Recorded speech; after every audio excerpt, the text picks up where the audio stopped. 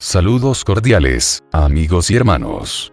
Siéntanse más que bienvenidos a este estudio sistemático de la Biblia, utilizando el folleto de la escuela sabática. Que la gracia y el poder de Dios, la unción del Espíritu Santo, y el amor de nuestro Señor Jesucristo estén con cada uno de ustedes. El folleto de este tercer trimestre lleva por título el libro de Marcos. Antes de continuar, vamos a comunicarnos con Dios. Querido Padre Celestial, nos acercamos a ti con corazones agradecidos y humildes, reconociendo tu amor y tu gran misericordia. Te pedimos que tu Espíritu Santo nos acompañe mientras nos disponemos a reflexionar sobre tu palabra y tus enseñanzas. Abre nuestras mentes y corazones para que podamos entender profundamente los mensajes que has preparado para nosotros hoy. Ayúdanos a aplicar tus principios en nuestra vida diaria, para vivir conforme a tu voluntad y ser testigos fieles de tu amor y gracia. Guíanos en este estudio del folleto de escuela sabática, Señor, y permítenos sentir tu presencia en cada pensamiento y palabra. Que todo lo que aprendamos nos acerque más a ti y nos capacite para servirte mejor en nuestras vidas. En el nombre de Cristo Jesús, amén. Esta semana, estudiaremos la lección número 10 titulada, Los últimos días. El versículo para memorizar dice así: Entonces verán al Hijo del Hombre que vendrá en las nubes con gran poder y gloria. Entonces Él enviará a sus ángeles y juntará a sus elegidos de los cuatro vientos, desde el extremo de la tierra hasta el extremo del cielo. El Evangelio según San Marcos, en su capítulo 13, los versículos 26 y 27.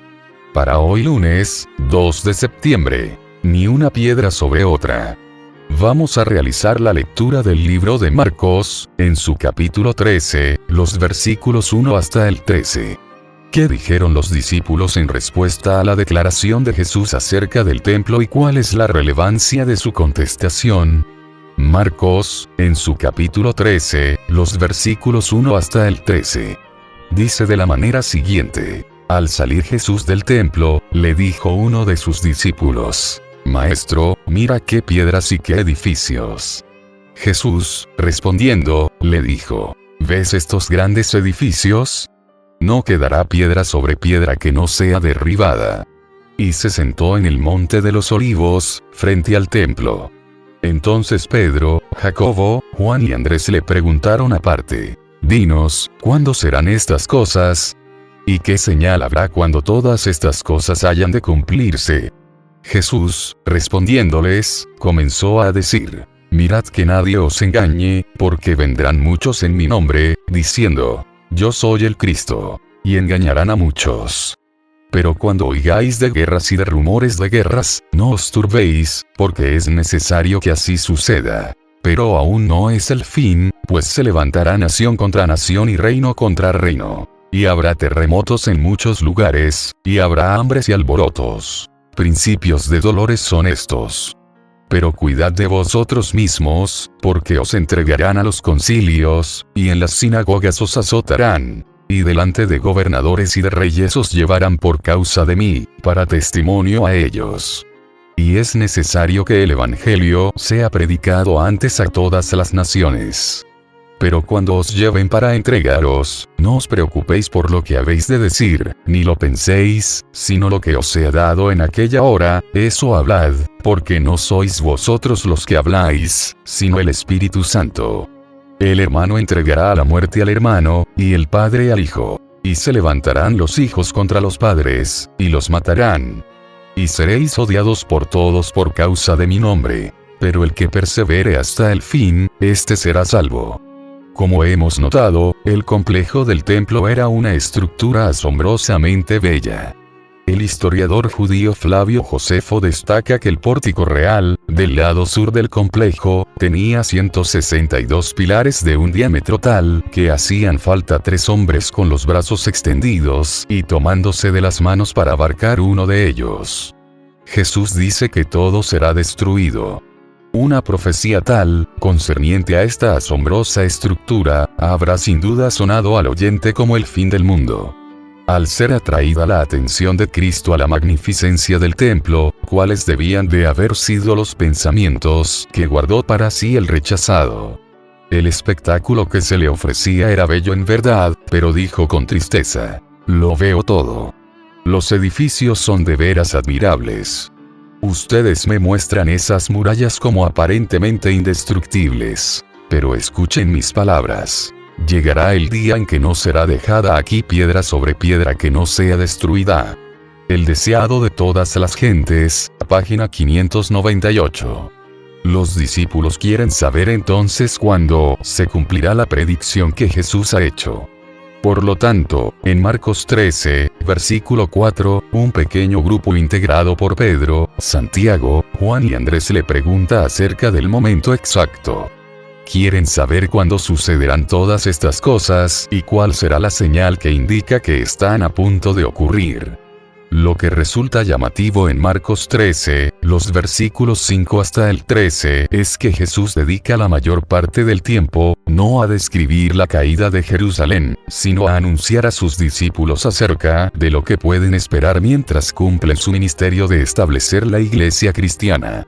No habría de ser sencillo.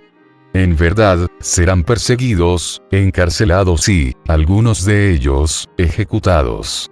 Pero, a lo largo de todo ello, Jesús indica que aún no sería el tiempo. No deben dejarse engañar por los eventos tumultuosos. Además, el Espíritu Santo les dará las palabras para hablar en el momento oportuno, aun cuando la familia y los amigos los abandonen. Lo que podemos aprender de estas palabras introductorias en la profecía de Jesús es que el pueblo de Dios no debe temer el tumulto y la prueba. Debe ser vigilante, pues el Espíritu de Dios lo conducirá a través de la tribulación. ¿Cuál ha sido tu propia experiencia con las pruebas que sobrevienen como consecuencia de seguir a Jesús?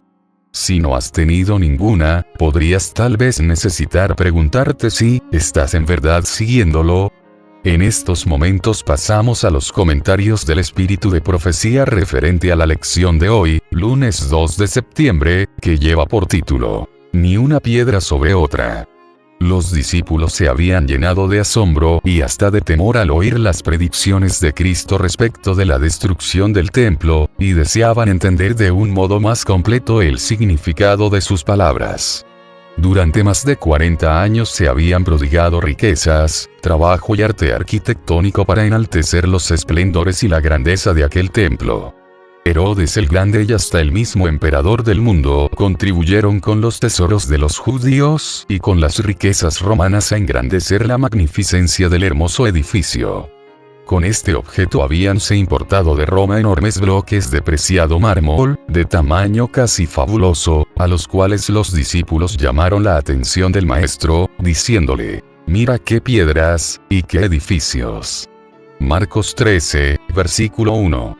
Pero Jesús contestó con estas solemnes y sorprendentes palabras: «De cierto os digo, que no será dejada aquí piedra sobre piedra, que no sea destruida». Mateo 24, versículo 2. El conflicto de los siglos, página 24. Al reunirse los discípulos en derredor del Señor en el Monte de los Olivos, le preguntaron: ¿cuándo serán estas cosas, y qué señal habrá de tu venida, y del fin del mundo? Mateo 24, versículo 3. Lo porvenir les era misericordiosamente velado a los discípulos. De haber visto con toda claridad esos dos terribles acontecimientos futuros, los sufrimientos del Redentor y su muerte, y la destrucción del templo y de la ciudad, los discípulos hubieran sido abrumados por el miedo y el dolor. Cristo les dio un bosquejo de los sucesos culminantes que habrían de desarrollarse antes de la consumación de los tiempos. Sus palabras no fueron entendidas plenamente entonces, pero su significado iba a aclararse a medida que su pueblo necesitase la instrucción contenida en esas palabras.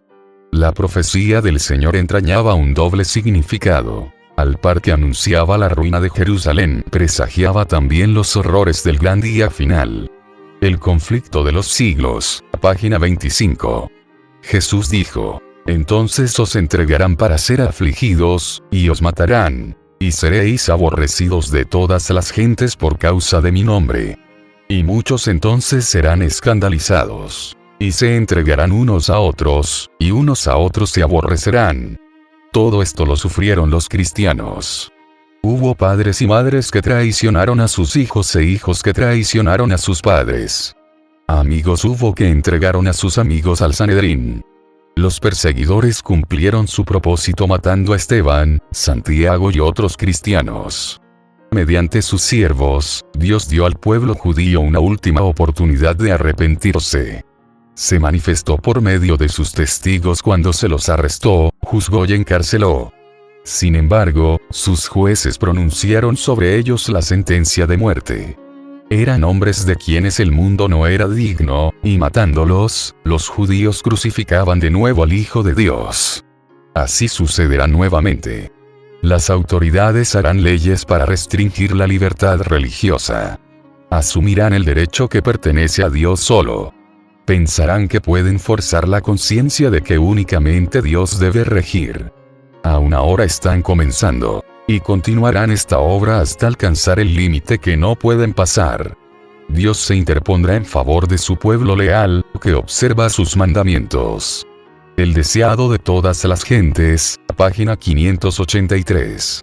Apreciados, hermanos y hermanas. Ha sido un privilegio para mí, compartir con ustedes, este estudio de la lección de escuela sabática. Espero, que las enseñanzas de hoy fortalezcan nuestra fe y nos inspiren a vivir conforme a la voluntad de Dios. Que la gracia de nuestro Señor Jesucristo, el amor de Dios y la comunión del Espíritu Santo estén con todos nosotros ahora y siempre. Antes de terminar, vamos a comunicarnos con Dios, a través de la oración. Amante Padre Celestial, te agradecemos por este tiempo de reflexión y por la sabiduría que has compartido con nosotros a través de tu palabra. Gracias por la guía y el entendimiento que hemos recibido hoy. Te pedimos que las enseñanzas y los mensajes que hemos explorado permanezcan en nuestros corazones y mentes, ayudándonos a vivir de acuerdo con tu voluntad. Fortalece nuestra fe y nuestra determinación para seguir tus caminos y ser testigos fieles de tu amor en el mundo.